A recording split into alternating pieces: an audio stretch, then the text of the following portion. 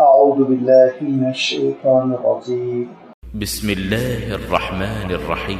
كذب أصحاب الأيكة المرسلين إذ قال لهم شعيب ألا تتقون إني لكم رسول أمين فاتقوا الله وأطيعون وما أسألكم عليه من أجر إن أجري إلا على رب العالمين أوفوا الكيل ولا تكونوا من المخسرين وزنوا بالقسطاس المستقيم ولا تبخسوا الناس أشياءهم ولا تعثوا في الأرض مفسدين واتقوا الذي خلقكم والجبلة الأولين قالوا إنما أنت من المسحرين وما أنت إلا بشر مثلنا وإن نظنك لمن الكاذبين فأسقط علينا كسفا من السماء إن كنت من الصادقين قال ربي أعلم بما تعملون فكذبوه فأخذهم عذاب يوم الظلة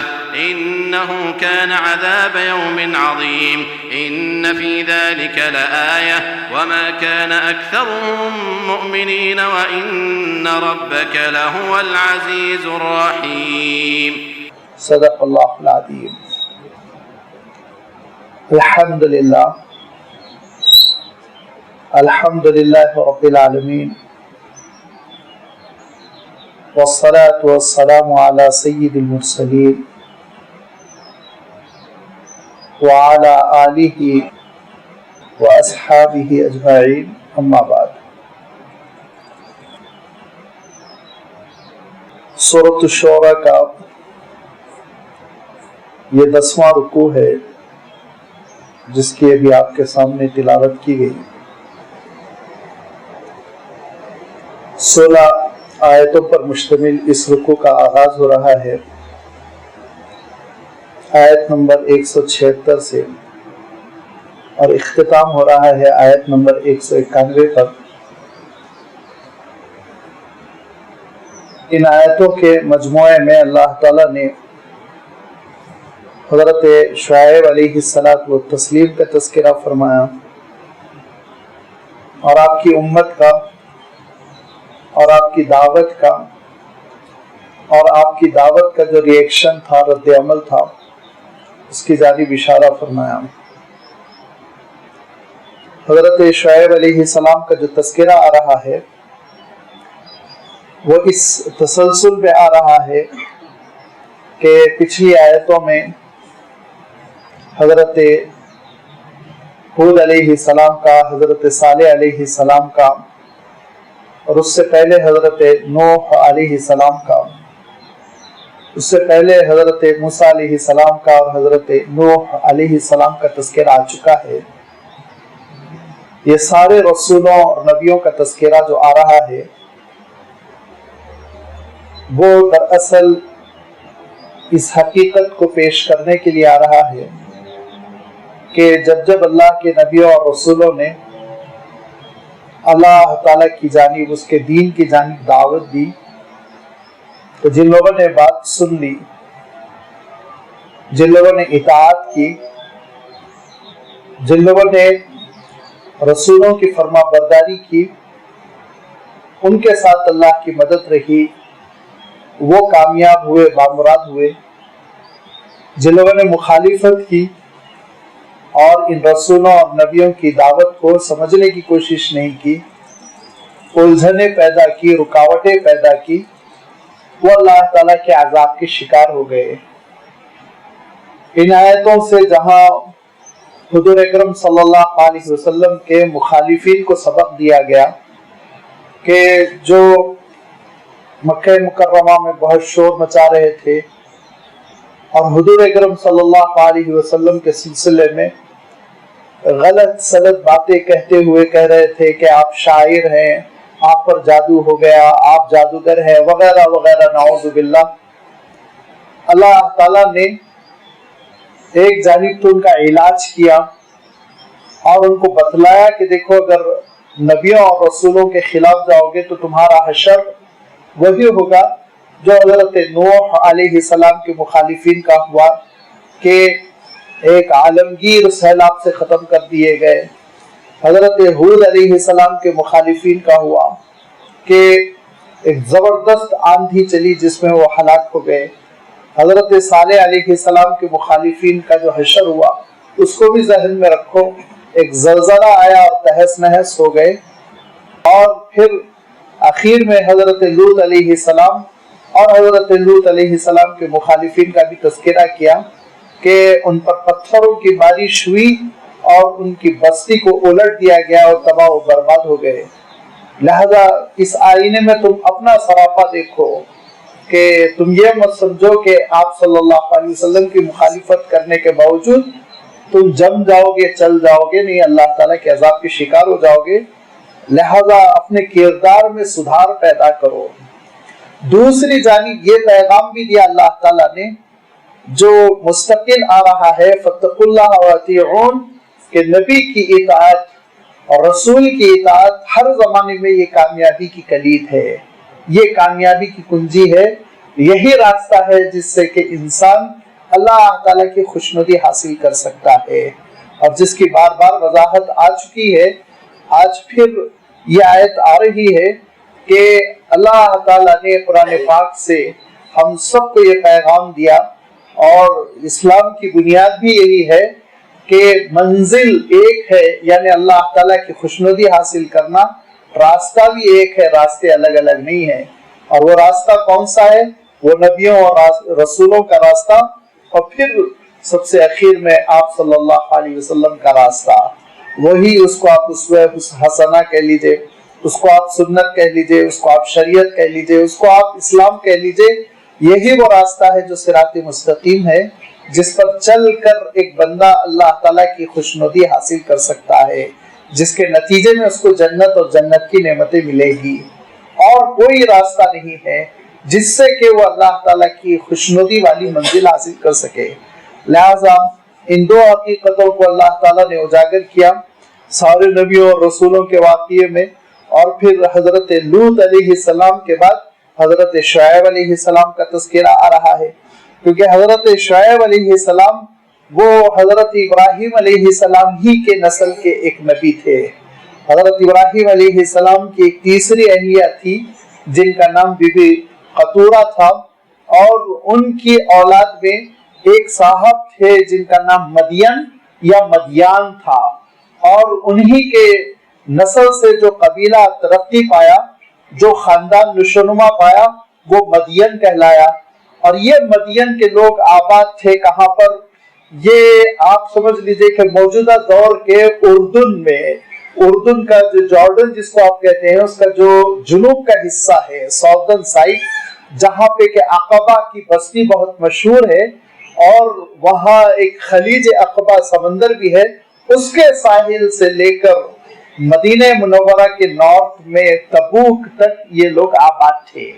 اور یہ لوگ جو آباد تھے تو انہوں نے ایک نیا تجربہ کیا تھا. حضرت ہود علیہ السلام کی قوم وہ بڑے زبردست محل بناتی تھی. حضرت صالح علیہ السلام کی قوم وہ پہاڑوں کو تراش تراش کر رہتی تھی. یہ قوم نے، مدین نے، یا حضرت شعیب علیہ السلام کی امت نے ایک نیا تجربہ کیا تھا. یہ جنگلوں میں رہتے تھے، فارم ہاؤس بنا بنا کر، اور بہت انہوں نے ایک لمبی چوڑی پٹی آباد کر رکھی تھی. لیکن ان کے اندر بعض خرابیاں تھیں.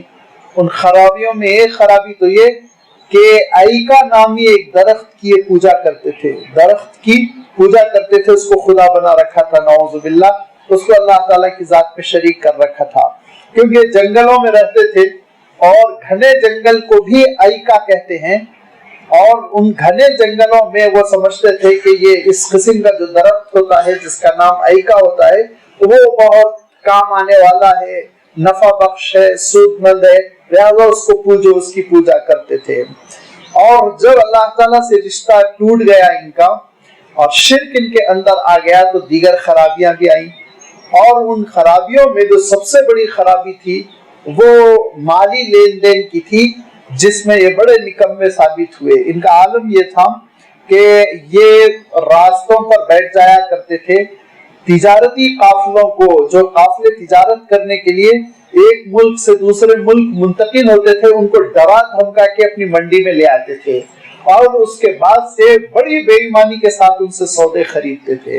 कीमत देने में बहुत ही घाटा करते थे।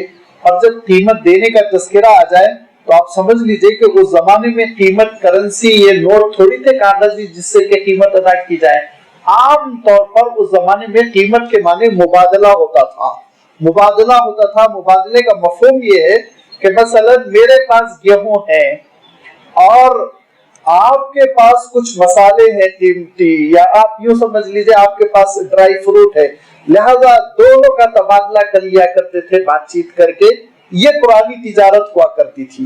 जिसको गेहूं की जरूरत है उसने गेहूं ले लिया, जिसको ड्राई फ्रूट की जरूरत है ड्राई फ्रूट, किसी ने खजूर ले लिया, किसी ने और दूसरी चीजें ले ली, हथियार खरीद लिया, सामान खरीद लिया, कपड़े खरीद लिया, जिसको जो जरूरत होती थी उससे तबादला करते। और अगर जरूरत की चीज ना होती तो फिर सोना एवज़ कीमत ले लिया करते थे, सोना, क्योंकि सोना एक ऐसा मेटल था जिसकी हिफाजत की जा सकती थी, रखा जा सकता था, लिहाजा सोना लिया करते थे। ये तिजारत हुआ करती थी।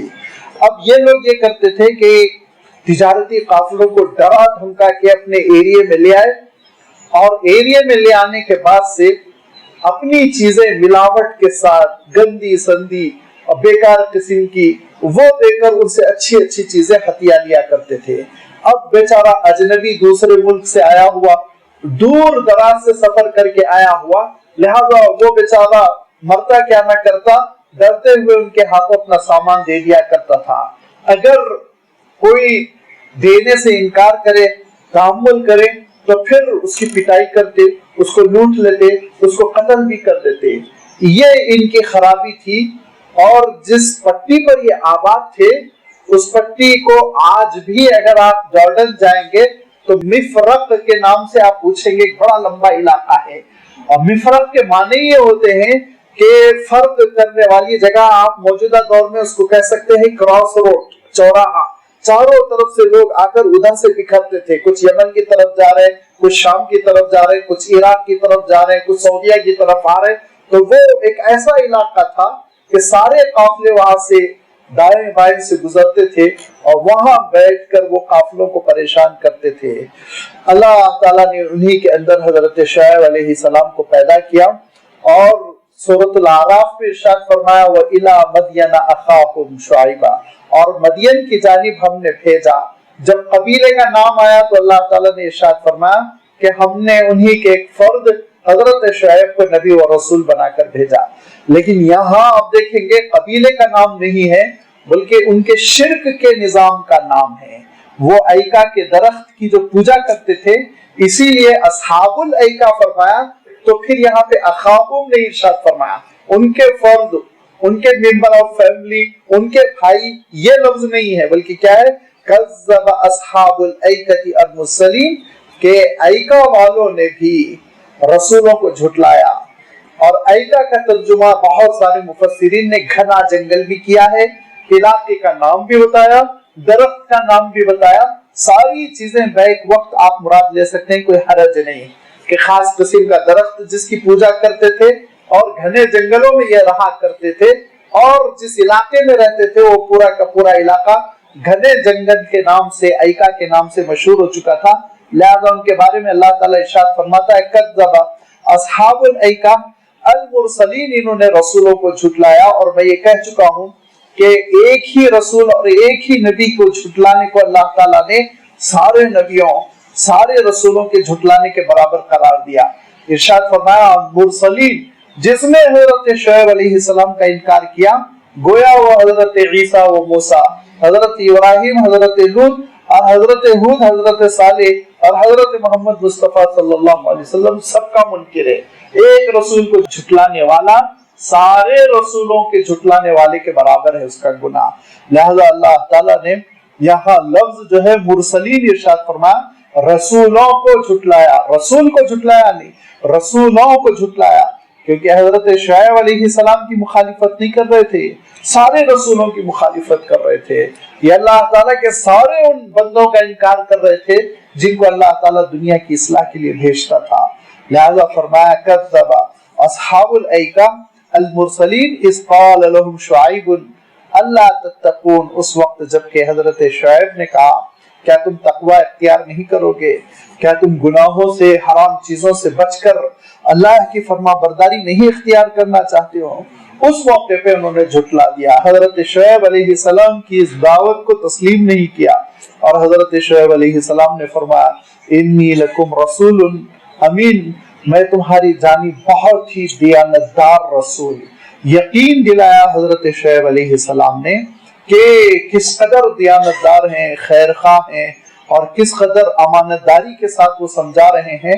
لیکن حضرت شعیب علیہ السلام کی قوم ماننے سے رہی، مخالفت کرتے رہے۔ فاتقوا اللہ واطیعون، وہی دعوت جو سارے نبیوں اور رسولوں کی رہی کہ اللہ کا تقوی اختیار کرو، میری اطاعت کرو، جس کی میں تشریح کر چکا ہوں کہ اللہ تعالیٰ کی عبادت اور اللہ تعالیٰ کا تقوی، اور اللہ تعالیٰ نے جن چیزوں کو حرام قرار دیا اس سے بچنا، یہ رسولوں کی دعوت کا پہلا نقطہ۔ اور دوسرا وَأَطِيعُونَ، رسولوں کی خود اطاعت و فرما برداری۔ اللہ تعالیٰ جن برگزیدہ بندوں کو نبی اور رسول بنا کر بھیجتا تھا وہ دراصل آئیڈیل ہوتے تھے، نمونہ ہوتے تھے، جو ان کے مطابق عمل کرے گا اس کو نجات ملے گی، اور جو ان کے اسوے کو نہیں اپنائے گا وہ اللہ تعالیٰ کے پاس ناکام، نامراد قرار پائے گا۔ لہذا اطاعت رسول یہ انتہائی اہم چیز ہے، یاد رکھیے۔ اسلام خلاصہ ہے اللہ کی توحید، رسول کی اطاعت۔ وَمَا أَرْسَلْنَا مِن رَّسُولٍ إِلَّا لِيُطَاعَ بِإِذْنِ اللَّهِ، ہم نے رسولوں کو ہمیشہ بھیجا ہی اس لیے تھا تاکہ ان کی اطاعت کی جائے، فرما برداری کی جائے، لوگ ان کی بات مانیں، جس طرح وہ زندگی بسر کرتے ہیں اس طرح وہ زندگی بسر کریں۔ انسان نظریاتی طور پر کوئی بھی چیز نہیں سیکھ سکتا، صرف نظریاتی طور پر سمجھا دیا جائے صراط مستقیم کیا ہے اور اللہ کی عبادت کیسے ہونی چاہیے، انسان کیچ نہیں کر سکتا۔ لیکن انسان کے سامنے جب ایک نمونہ آ جاتا ہے تو بہت ہی آسانی کے ساتھ بحسن و خوبی وہ اختیار کر لیتا ہے۔ اسی لیے اللہ تعالیٰ نے کتاب کے ساتھ صاحب کتاب نازل کیا، کتاب کے ساتھ صاحب کتاب کو بھیجا، اور اسی طرح اللہ تعالیٰ نے قرآن مجید اور قرآن مجید کی تشریح کرتی ہوئی شخصیت آپ صلی اللہ علیہ وسلم کی بعثت فرمائی۔ لہذا یہ ہمیشہ سے خلاصہ رہا نبیوں کی دعوت کا کہ اللہ کا تقوی اختیار کرو، وَأَطِيعُونَ، اور میری اطاعت کرو، میری فرما برداری کرو۔ وَمَا أَسْأَلُكُمْ عَلَيْهِ مِنْ أَجْرٍ، اور اس پوری کوشش پر، جد و جہد پر، اس نصیحت پر اور تمہاری اصلاح پر تم سے کسی قسم کا کوئی معاوضہ میں نہیں لے رہا ہوں، نہ مجھے ووٹ چاہیے نہ مجھے نوٹ چاہیے، کوئی سروکار نہیں۔ ان اجریہ الا علی رب العالمین، میرا معاوضہ تو بس پروردگار کے ذمہ ہے، میرا خود مولا جو ہے وہ دے گا، تم کیا دے سکتے ہو۔ لہذا لینے کا معاملہ، اجر کا معاملہ وہ اللہ تعالیٰ کے ساتھ ہے، اور اصلاح کا معاملہ، تربیت کا معاملہ وہ تمہارے ساتھ ہے۔ میں تمہاری جو اصلاح کر رہا ہوں اس پر کسی قسم کا کوئی معاوضہ تم سے نہیں چاہتا ہوں۔ حضرت شعیب علیہ السلام نے اپنی دعوت کا خلاصہ اسی طرح رکھ دیا جس طرح آپ دیکھ چکے ہیں کہ پچھلی آیتوں میں حضرت لوط علیہ السلام، حضرت صالح علیہ السلام اور حضرت ہود علیہ السلام، حضرت نوح علیہ السلام وغیرہ کا تذکرہ آ چکا ہے۔ ایسے ہی انداز میں حضرت شعیب علیہ السلام نے بھی اپنی دعوت پیش کر دی، اور اس کے بعد حضرت شعیب علیہ السلام نے اس چیز کا تذکرہ کیا جو اس سوسائٹی کی دکھتی ہوئی رگ تھی، اس سوسائٹی کی خرابی تھی، بیماری تھی۔ لہذا فرمایا اوفوا الکیل، برابر برابر تولا کرو، تولنے میں ڈنڈی نہ مارو، تولنے میں بے ایمانی نہ کرو، ولا تکونوا من المخسرین، اور تم دوسروں کو گھاٹے میں ڈالنے والے نہ بنو۔ مخسرین فرمایا مخسر کے معنی ہوتے دوسروں کو خسارے میں ڈالنا، دوسروں کا نقصان کرنا۔ جیسے کہ میں عرض کر چکا ہوں کہ یہ بیچ منڈی میں بیٹھے ہوئے تھے، اس وقت کی جو ایک انٹرنیشنل منڈی تھی، چاروں طرف سے قافلے آیا جایا کرتے تھے، تو وہ بیچوں بیچ بیٹھ کر لوگوں کو لوٹا کرتے تھے۔ حضرت شعیب علیہ السلام نے سمجھایا اور کہا کہ ایک پہلی بات تو یہ کہ جب تولنے کی نوبت آئے تو برابر برابر تولو اور گھاٹا نہ کرو کسی کا۔ وزنوا بالقسطاس المستقیم، اور سیدھی ترازو سے تولنے کی کوشش کرو، ترازو میں ڈنڈی مارنے کی کوشش نہ کرو۔ مختلف قسم کی بے ایمانیاں ہیں جو ترازو میں کر لی جاتی ہیں۔ ترازو میں جو بے ایمانیاں کی جاتی ہیں وہ یہ کہ نیچے میگनेٹ رکھ دیا جاتا ہے اور اس کے بعد سے ترازو گاہک کے سامنے بتا دیا دیکھو برابر برابر ہے، پھر اس کا ایک پلڑا میگنیٹ سے چپکا دیا، معلوم یہ ہوا کہ اس میں 100 کلو کا آدھا کلو کا فرق آ گیا، اس کے بعد تولا تو سامان دینے میں ڈنڈی مار دی۔ اسی طرح اور بھی ترازو کے سلسلے میں بے ایمانیاں ہوتی ہیں۔ بٹ جو رکھا جاتا ہے اس کو اندر کھوکھلا کر لیا اور اس کو ہلکا کر لیا، ہونا چاہیے تھا 1000 گرام کا، معلوم یہ ہوا کہ وہ 600 گرام کا ہے، 700 گرام کا ہے، اندر سے اس کو خالی کر دیا۔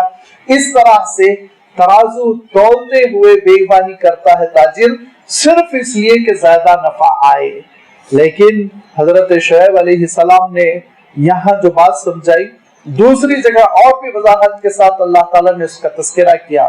وزنوا بالقسطاس المستقیم، کہا دیکھو ترازو مستقیم سیدھی رکھو، القسطاس ترازو کو کہتے ہیں، زنو وزن کرنا، مستقیم سیدھی ترازو کے ساتھ تم وزن تولنے کی کوشش کرو، بے ایمانی نہ کرو۔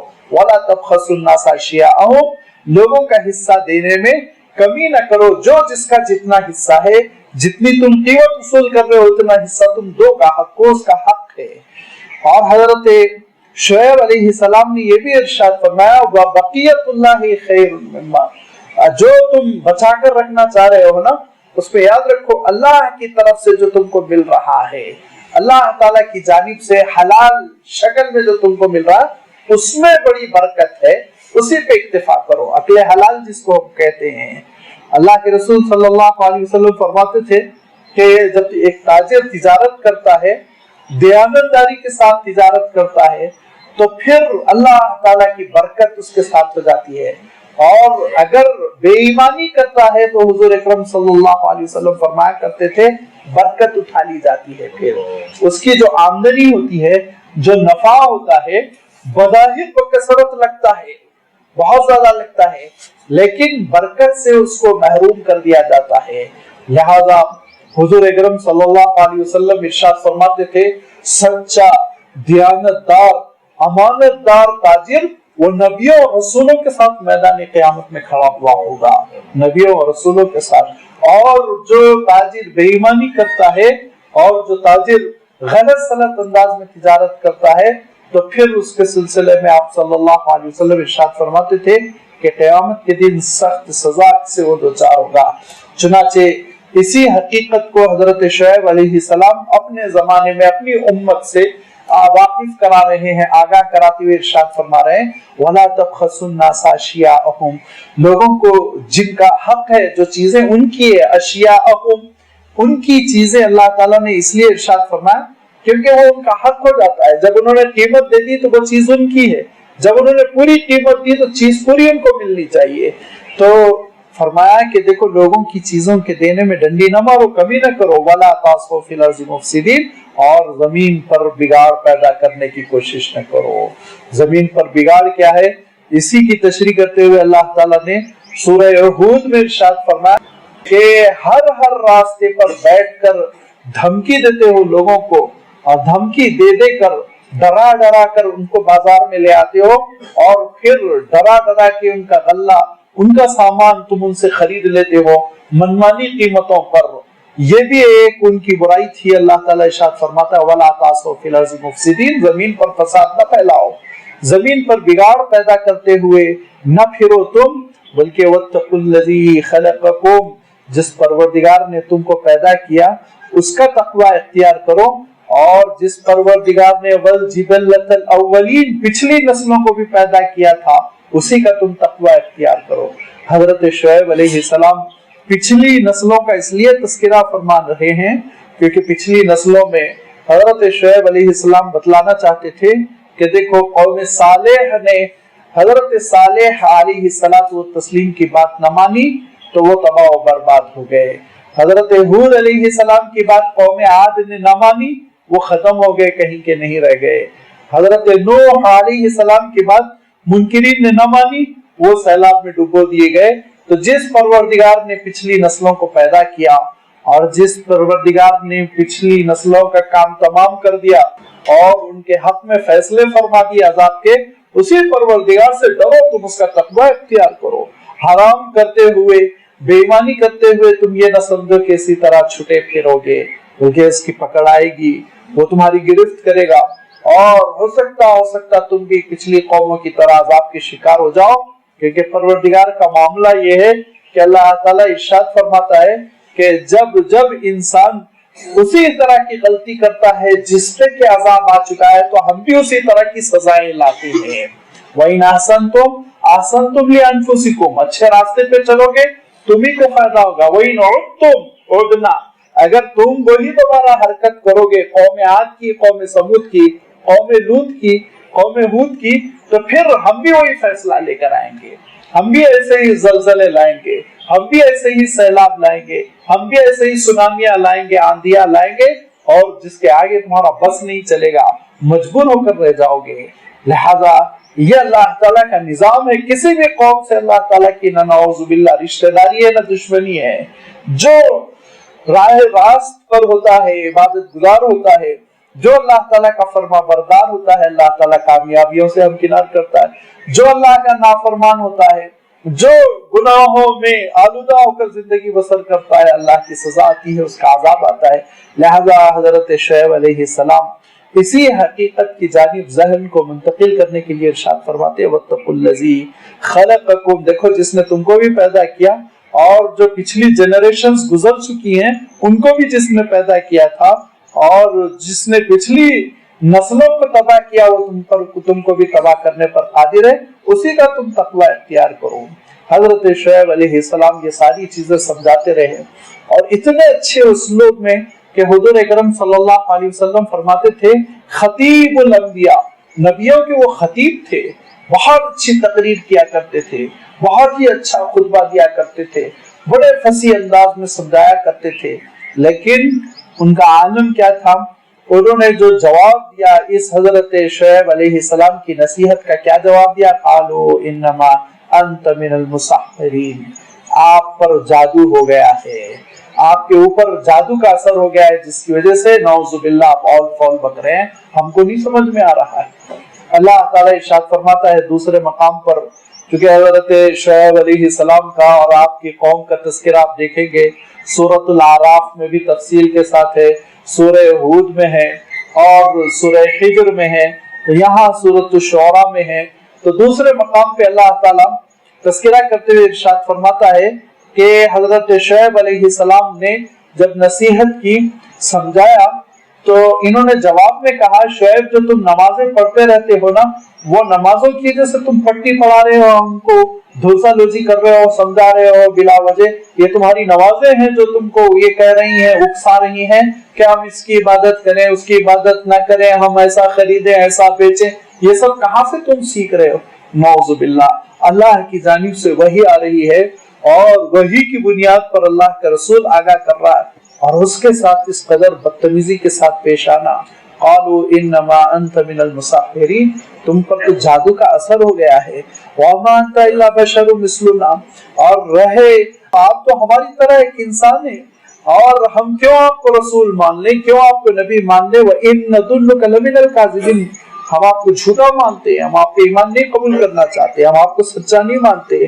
अगर आप सच्चे हैं, फअस्क़ित अलैना किसफम मिनस समा इन कुंत मिनस सादिक़ीन, अगर आप सच्चे हैं तो आसमान का एक टुकड़ा हम पर गिरा दीजिए, आसमान का एक टुकड़ा हम पर गिरा दीजिए, हम पर अजाब ले आइए।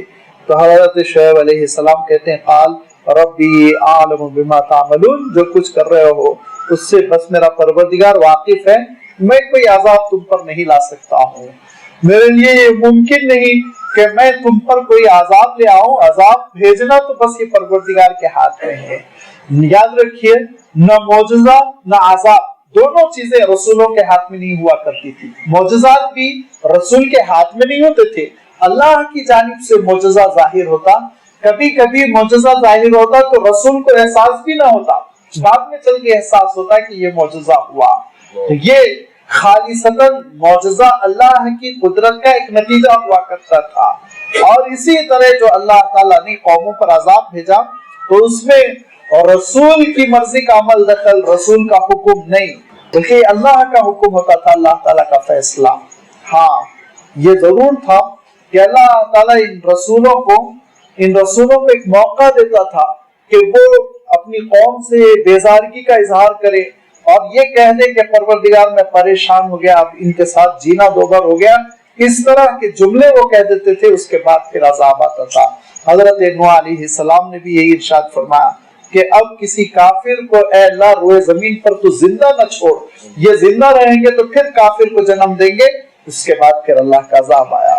हजरत हूद अलैहिस्सलाम ने भी नाराजगी का इजहार किया और हजरत लूत अलैहिस्सलाम के सिलसिले में तो रिवायत में आता है कि 3 मरतबा हजरत लूत अलैहिस्सलाम ने अपनी कौम से बेजारगी का इजहार किया, तब कहीं कौम पर अजाब आया। क्योंकि जब अल्लाह ताला ने हजरत जिब्राइल अमीन को यह हुक्म दिया था कि जाओ और कौम को तबाह कर दो, बहुत नाफरमान कौम है, तो अल्लाह ताला ने हजरत जिब्राइल से ये कह दिया था उस वक्त तक अजाब न लाना ता वक्त के खुद 3 मरतबा लूत अपनी उम्मत से बेजारगी का इजहार न करें। हजरत लूत अलैहिस्सलाम के घर फरिश्ते मेहमानों की शक्ल में, नौजवानों की शक्ल में पहुंचे और हजरत लूत अलैहिस्सलाम उनको छुपा छुपा के घर ले जा रहे हैं।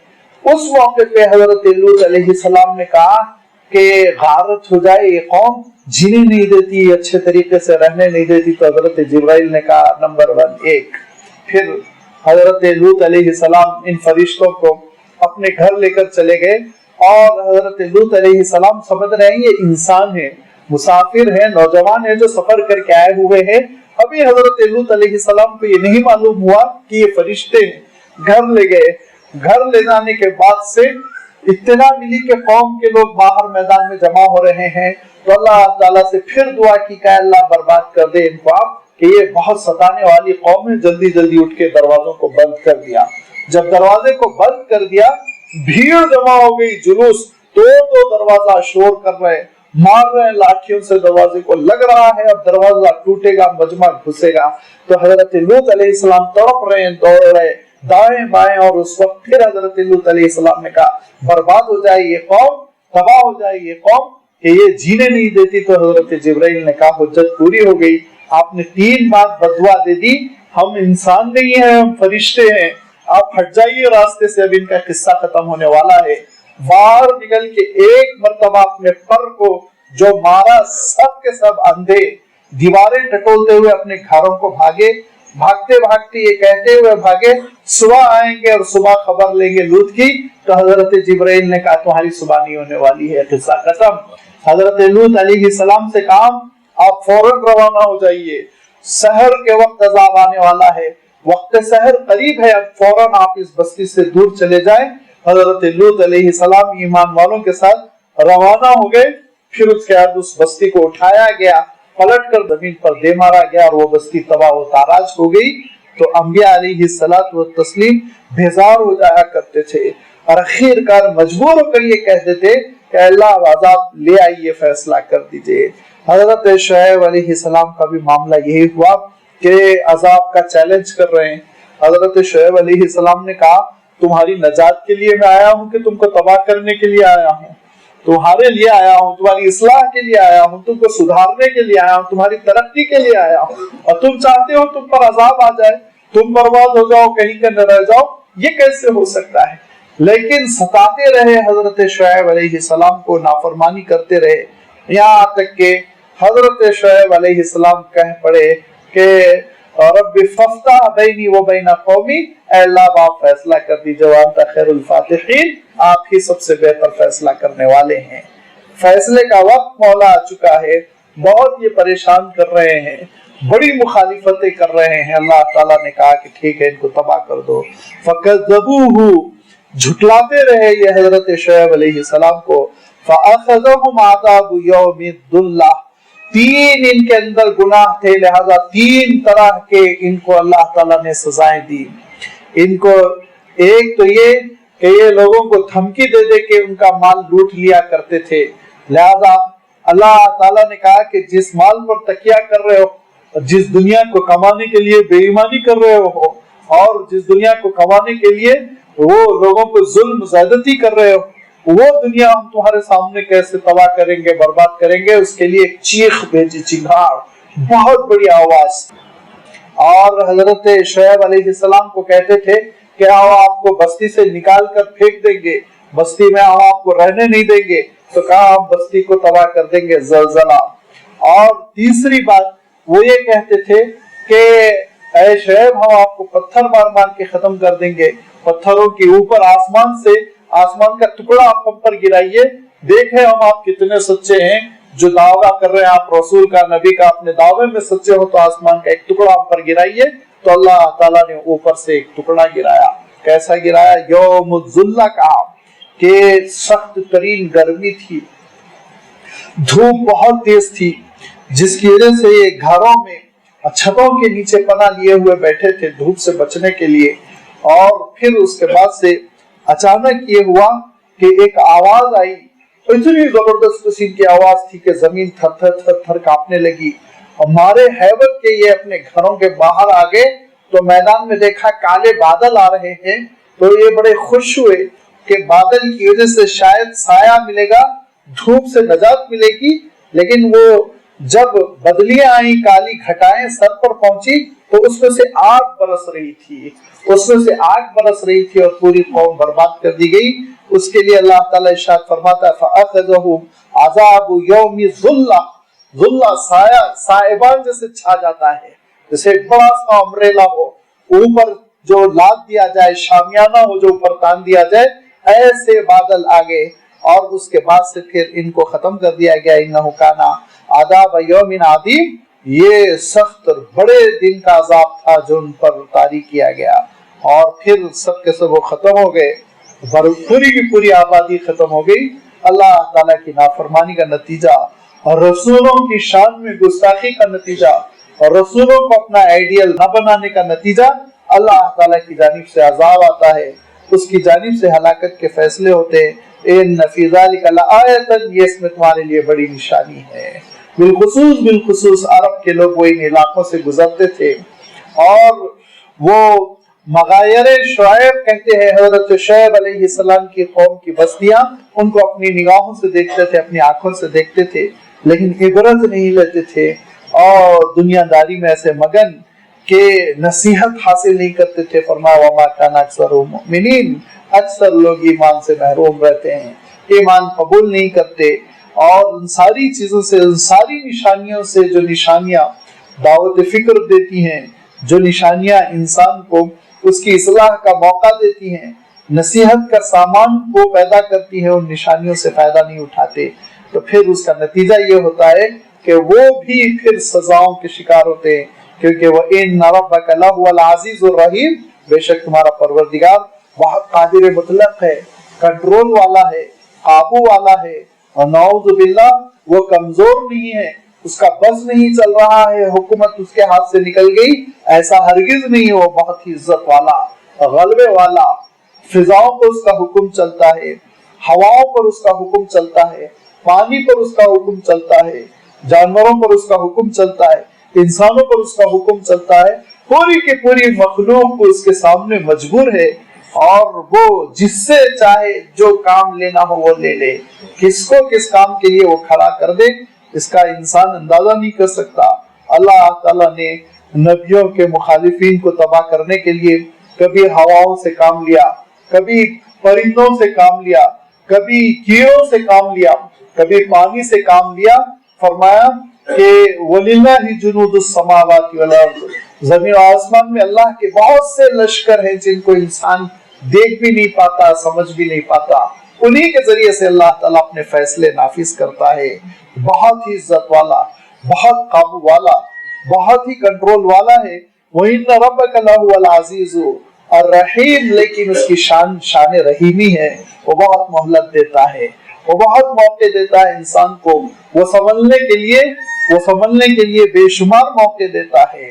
وہ نبیوں اور رسولوں کو بھیج کر، اپنے صحیفوں نازل کر کے انسانوں تک حق بات کو پہنچا کر، انسانوں کی ان کی خود اپنی عقل کے ذریعے سے رہنمائی کرتے ہوئے ہر لحاظ سے وہ انسان کو سنبھلنے کا موقع دیتا ہے، لیکن انسان نہ اپنی عقل سے کام لیتا ہے، نہ اللہ کی نشانیوں کو سمجھتا ہے، نہ رسولوں کی دہائیوں کو سمجھتا ہے، اور بیہم ان کی مخالفت کرتا چلا جاتا ہے، مستقل ان کی مخالفت کرتا چلا جاتا ہے، تب جا کے وہ عذاب کا شکار ہوتا ہے۔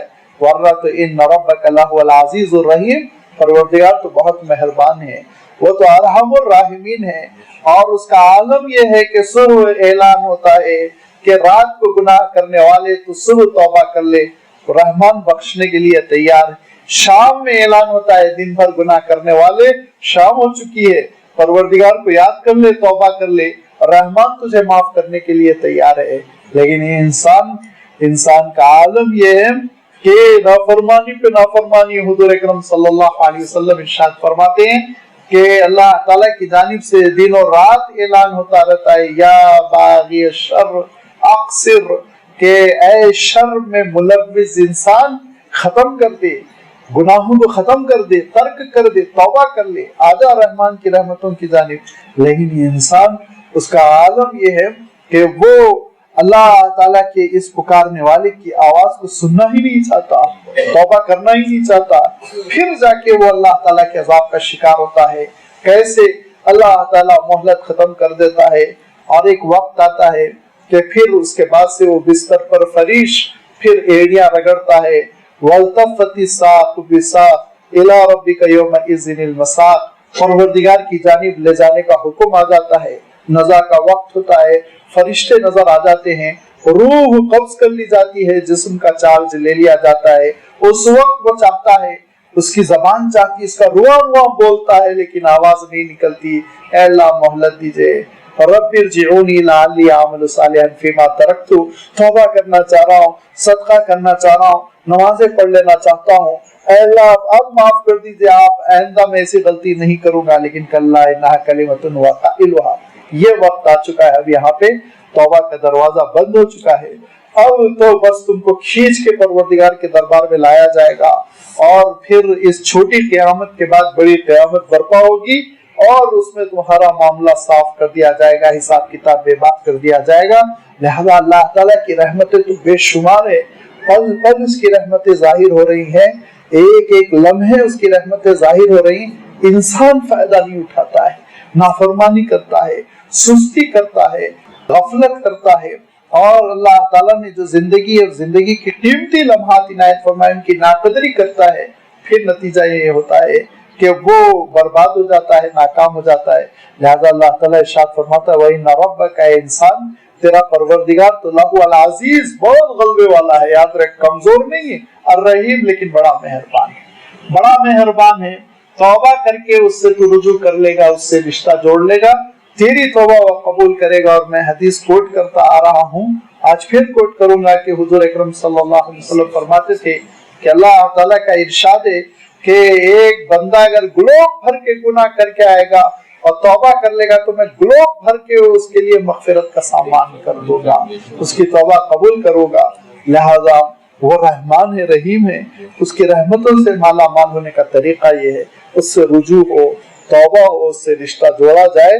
اس کے بعد اللہ تعالیٰ ارشاد فرماتا ہے کہ اللہ تعالیٰ کے کلام کی مخالفت، انہوں نے سمجھا نہیں یہ کون سا کلام ہے، قرآن مجید اس کی کیا شان ہے، کیسے حضرت جبرائیل امین لے کر آ رہے ہیں، کیسے یہ نازل ہو رہا ہے۔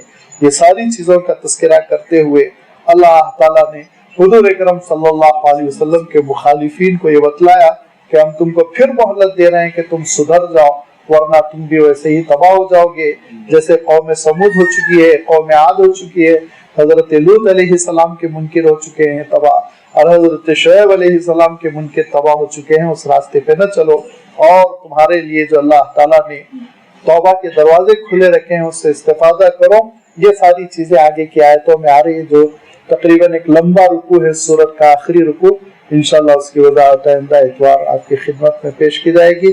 وآخر دعوانا ان الحمد للہ رب العالمین۔